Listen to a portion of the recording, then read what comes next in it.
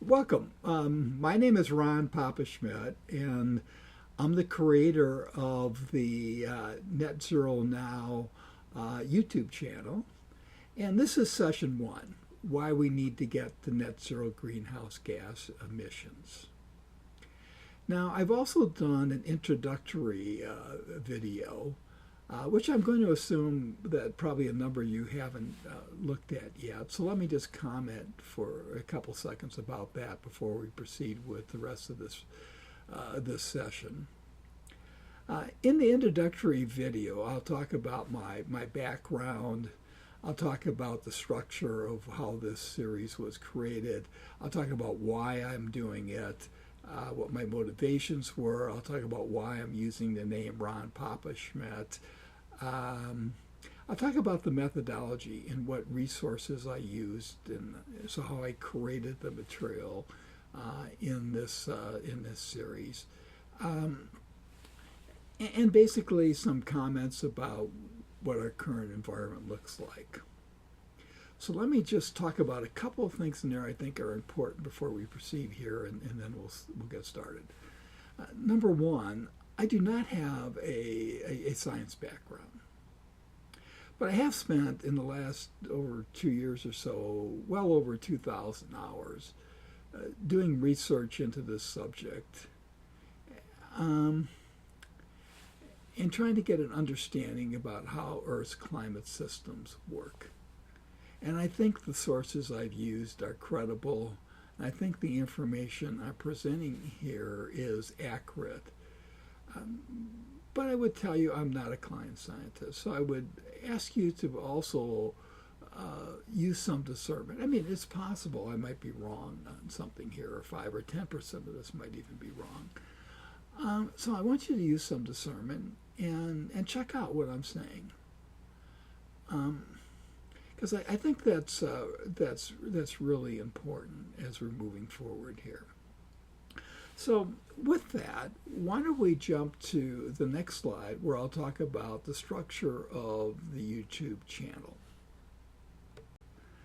Because this shows the structure of some of the that I'm going to use for this channel. And you can see they really break into 4 major sections: the why, the science, the stakes, and the future hope.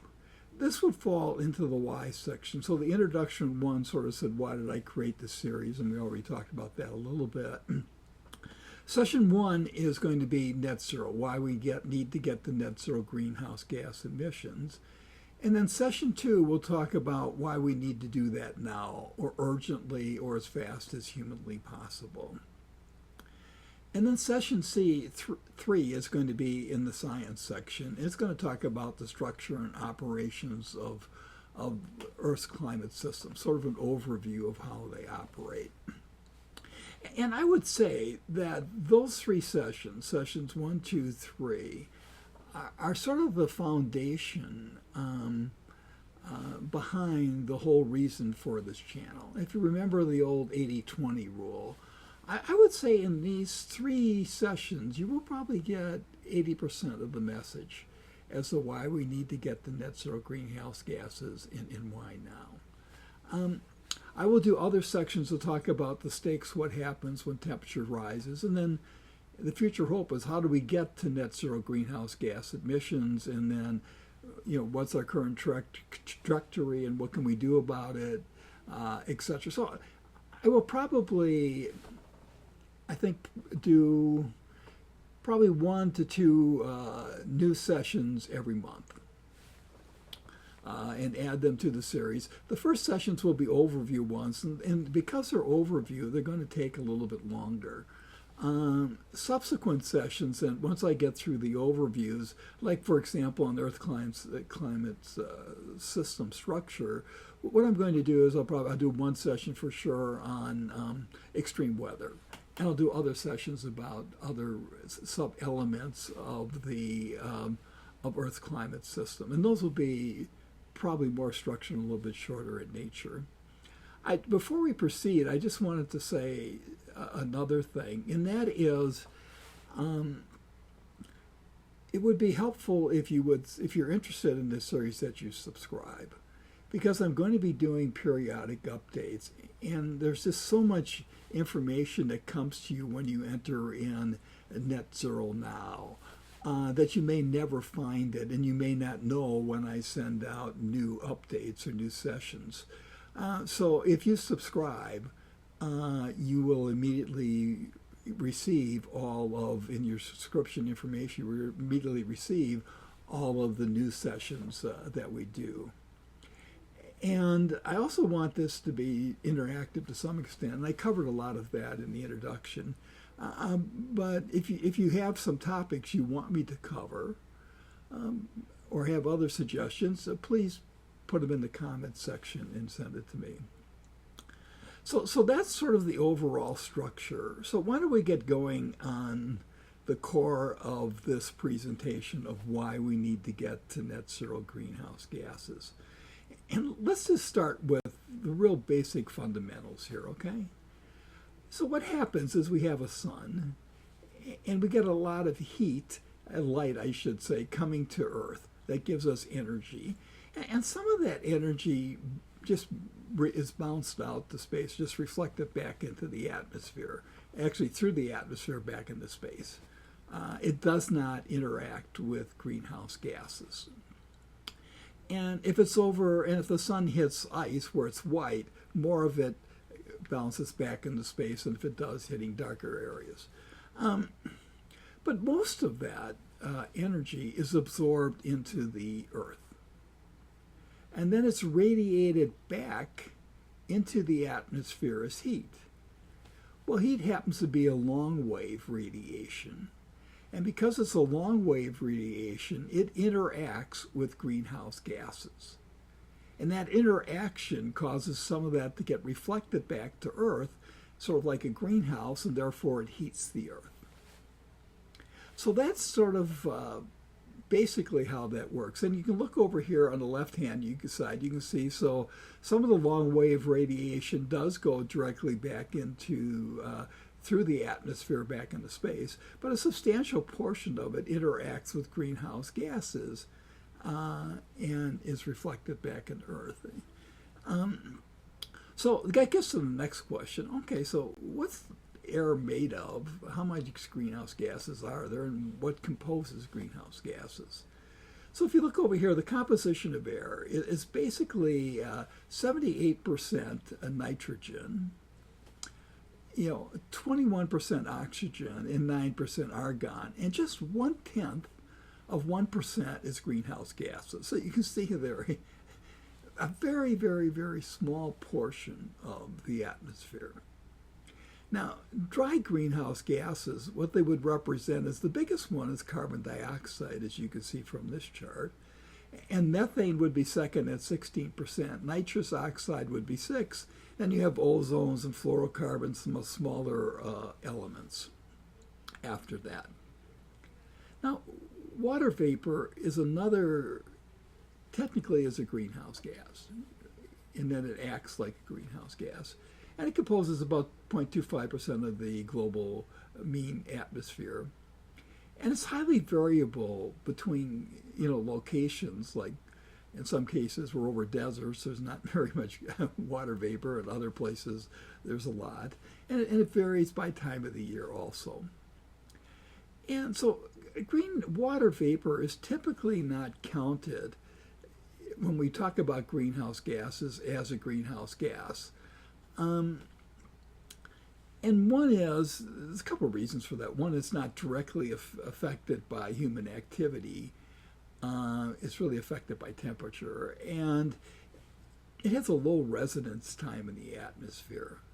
So while technically water vapor has an effect, it really is very short term. So generally it's not counted. Everybody talks about, when I talk about greenhouse gases, they're really referring to what they call dry greenhouse gases.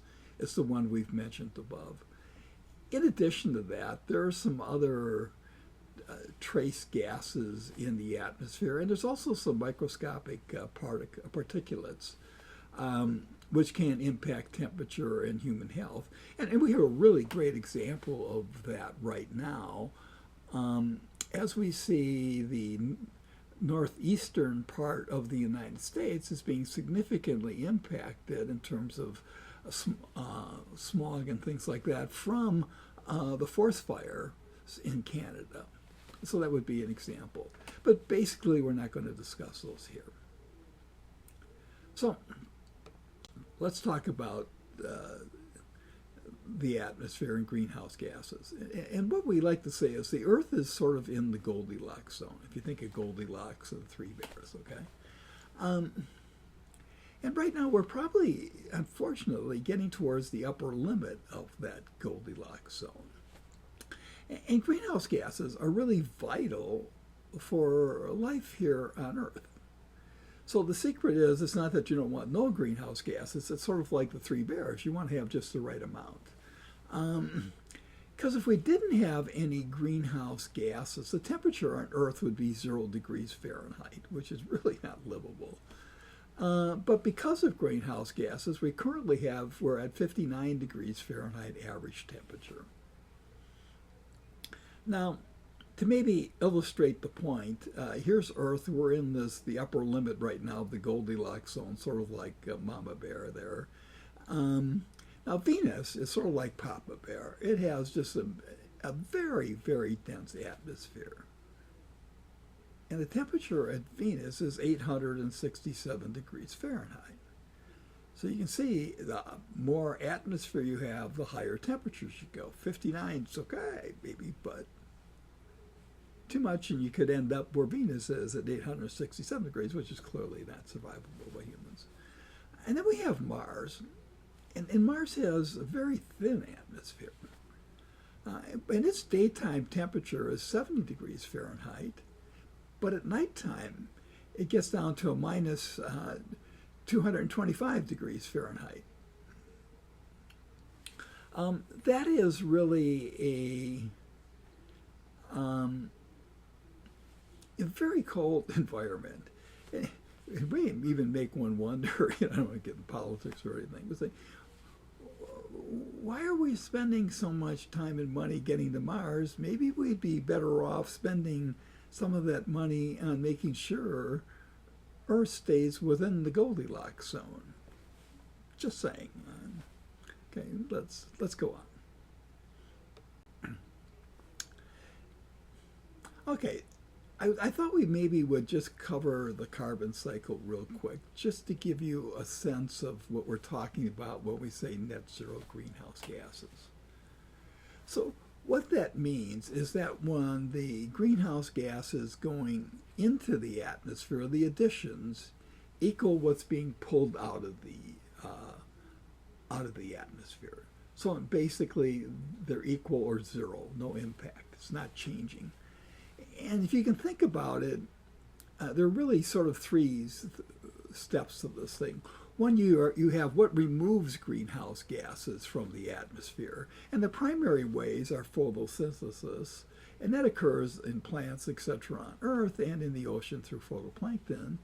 And then diffusion, where it lands, some of the greenhouse gases will land on the surfaces of the Earth and the ocean. Technically, some also eventually works its way out into space. But these are the major ways you remove greenhouse gases from the atmosphere. What happens, though, as those greenhouse gases are on Earth, they get stored. And so we have storage reservoirs. And what are the storage reservoirs? Here's just a few. It could be plants.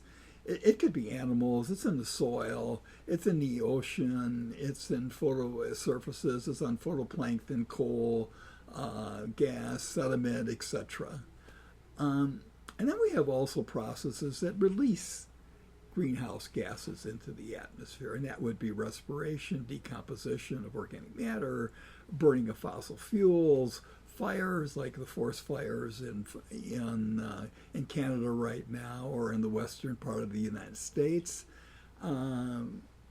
Volcanic eruptions can do it, erosion, etc. So that's basically how this works. So the goal is to end up with the additions to equal the subtractions. Right now, we are adding, I think, about 50 billion tons of net greenhouse gases to the atmosphere every year. So that gives you a sense of what we're talking about in terms of problems. Okay, so how does this work? The next slide is really kind of important. And what you see over here is a graph. And this graph has measured the amount of carbon dioxide particles in the atmosphere. And I do it in terms of part per million. And you can see before the Industrial Revolution, and we have some other charts we'll talk about in a second too, but we were under 300 parts per million. Now we're over 400, and if I think the last number I saw was 430, parts per million. And that's plotted on this chart. And you can see that the carbon dioxide is going up at an accelerating rate. Now, the other thing you'll notice is that here's a plot of temperatures. Now, temperatures, there's a whole bunch of other factors that sort of can influence temperatures, so you have this sort of up and down kind of pattern. But you can see it very, very, very closely is correlated to what's happening to greenhouse gases or carbon dioxide particles in the atmosphere. And one could say that's what causes temperatures to rise.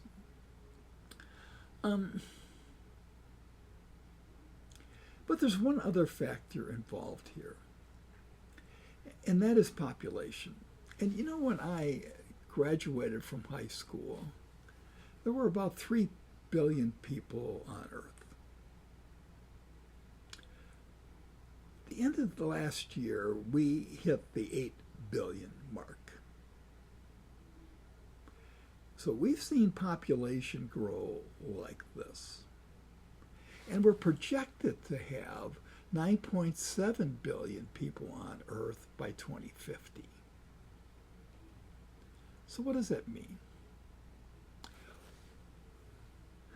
Well, if greenhouse gases are what's causing temperatures to rise, and we're going to keep on adding people, what we need to do is, first of all, is just reduce the amount of greenhouse gases generated from every person just to stay where we're at right now. And we have to do that at a fairly dramatic fashion. And so you really need to do with both. So the carbon dioxide increase in here comes primarily from the use of fossil fuels, okay, for transportation and other kinds of things. But it's also related to highly correlated to the number of people too. So that says the problem is not necessarily that on a per person basis we're using or generating that so much more carbon dioxide. It's that we're not reducing our carbon dioxide per person to make up for population growth. So this is really a core message. Now, the second thing is you hear people say, and they say it to me all the time, particularly people are a little bit skeptical about climate change. They'll say, well, the climate's always changing. Well, here I want to show you this graph. This shows the last 800,000 years.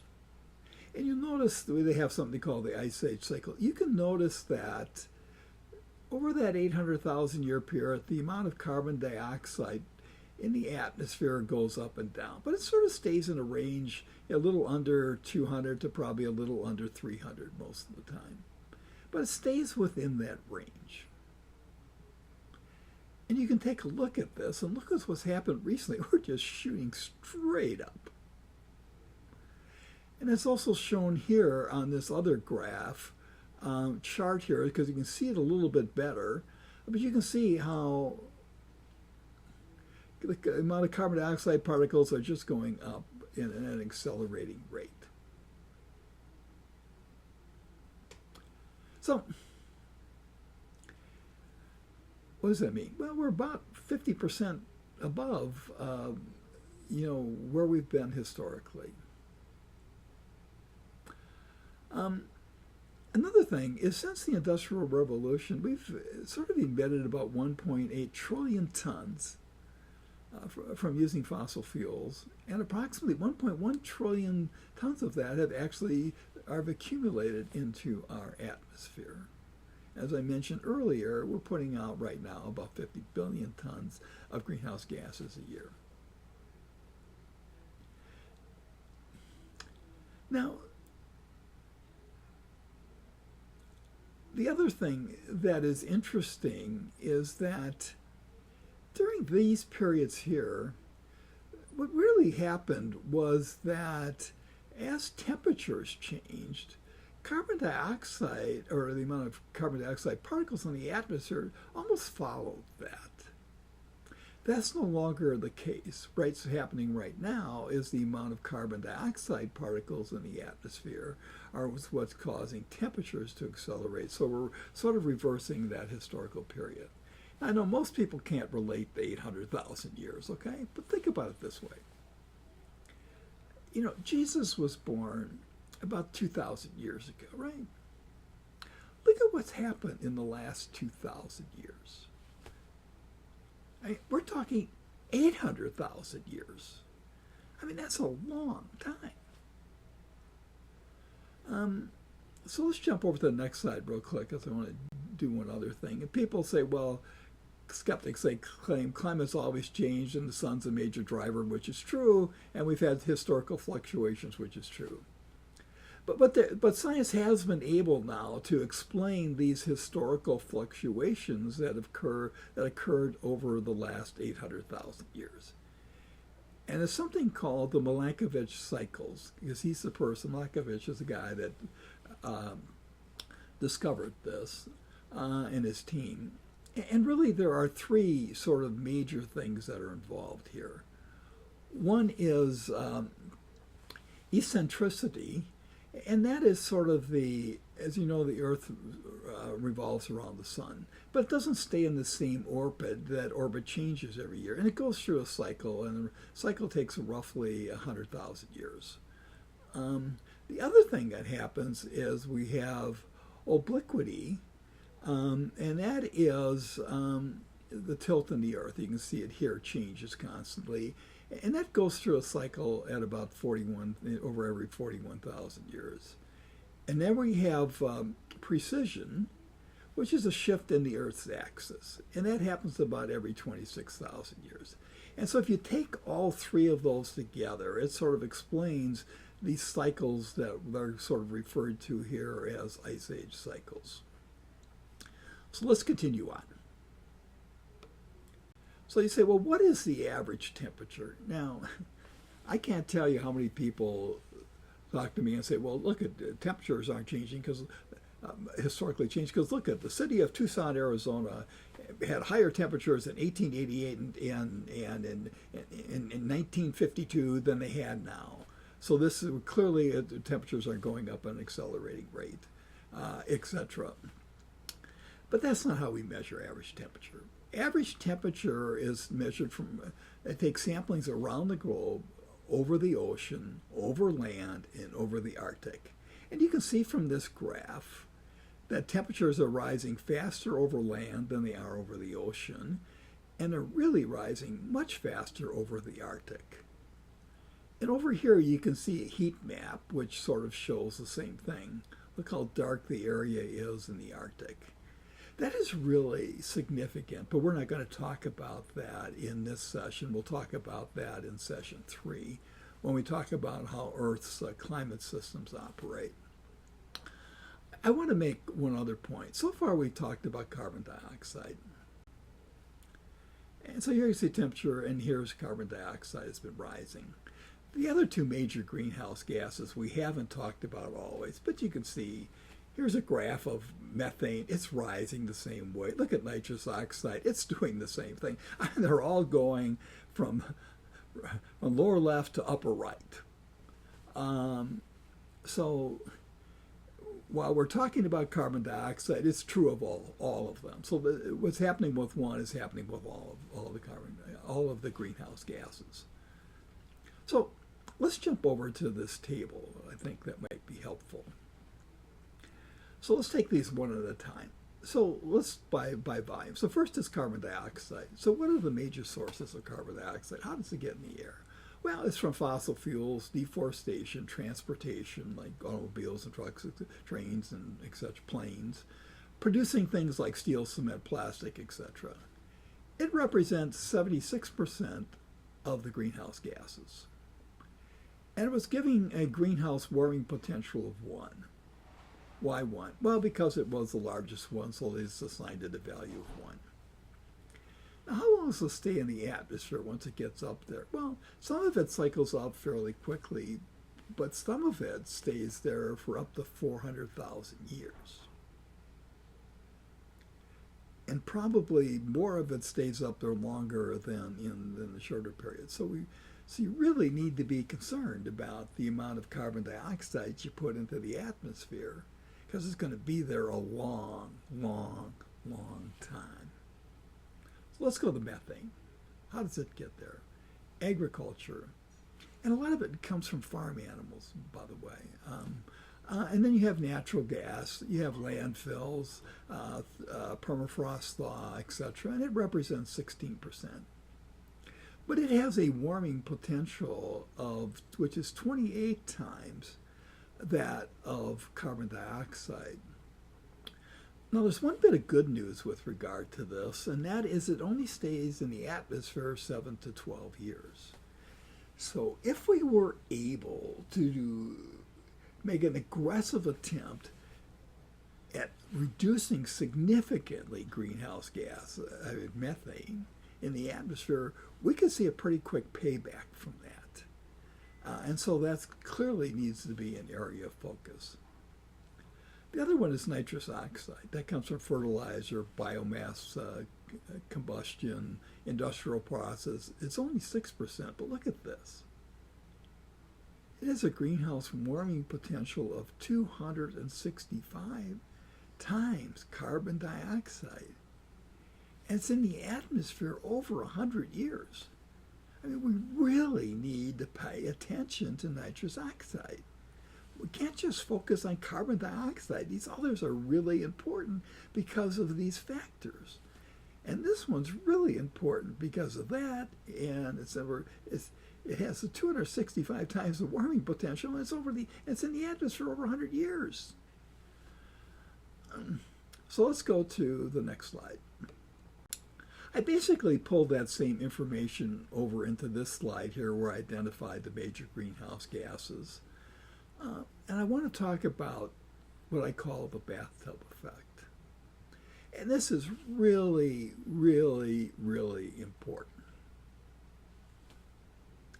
It is the level of greenhouse gases, technically the sum of the greenhouse warming power of greenhouse gases, in the atmosphere that influences, you could say causes, global average temperature, surface temperatures to increase. So think of it as a bathtub. Okay, I mean, historically, over the last 800,000 years, we've had, a carbon dioxide, a greenhouse gases coming into the atmosphere, and we've had a drain on the bathtub. And over these ice cycle things, what came in came out, but the levels sort of pretty much stayed the same or within a range. Since the Industrial Revolution, and particularly in since 1960, and some of that is due to population, okay? A lot of it has to do with population. The level of greenhouse gases has gone up. So the level in the bathtub is going up. We're putting in much more. I talked about 50 billion tons in a year into this bathtub than are going out the drain. That means the level's rising. What happens when the level rises? Temperatures go up.